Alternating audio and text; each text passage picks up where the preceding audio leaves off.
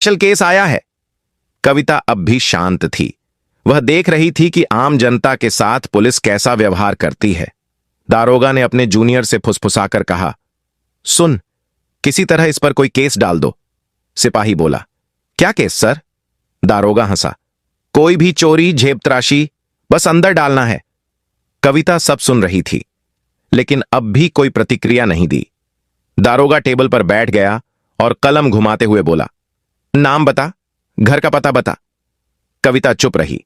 दारोगा ने फिर से पूछा, नाम क्या है? कविता अब भी चुप रही। दारोगा ने मेज पर जोर से हाथ मारा, सुनाई नहीं देता तुझे? नाम बता अपना। रेखा त्रिपाठी। कविता ने झूठा नाम बताया। दारोगा हंसा, बहुत समझदार है तू, लेकिन ज्यादा चालाकी मत कर वरना बड़ी गलती होगी। कविता को जबरदस्ती लॉकअप में डाल दिया गया। एक गंदा बदबूदार कमरा जहां पहले से 2 महिलाएं बैठी थीं। क्या किया तूने? एक औरत ने पूछा। कुछ नहीं। कविता ने हल्की मुस्कान दी। अब वह देख रही थी कि प्रशासन कितना गंदा हो चुका है। अगर एक एसडीएम तक को इस तरह बिना सबूत अंदर कर सकते हैं तो आम जनता का क्या हाल होगा। कविता अब लॉकअप के अंदर थी।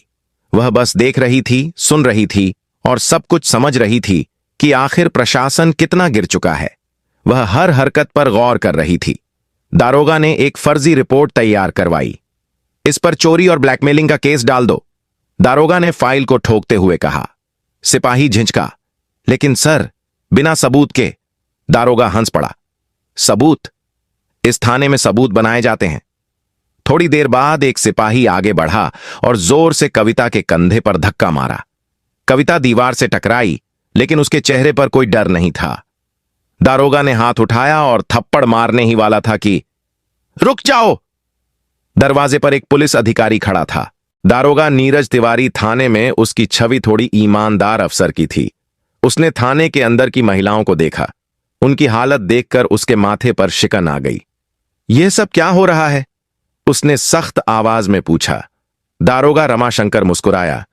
कुछ नहीं सर, एक सड़क छाप लड़की ज्यादा होशियारी दिखा रही है, जरा सबक सिखा रहे हैं। नीरज तिवारी ने गौर से कविता को देखा।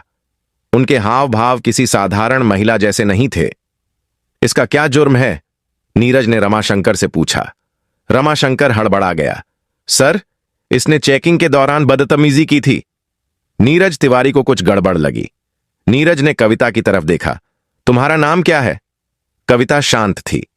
दारोगा रमाशंकर ने हंसते हुए कहा, सर, यह तो अपने नाम तक नहीं बता रही। नीरज अब पूरी तरह सतर्क हो गया था। ठीक है,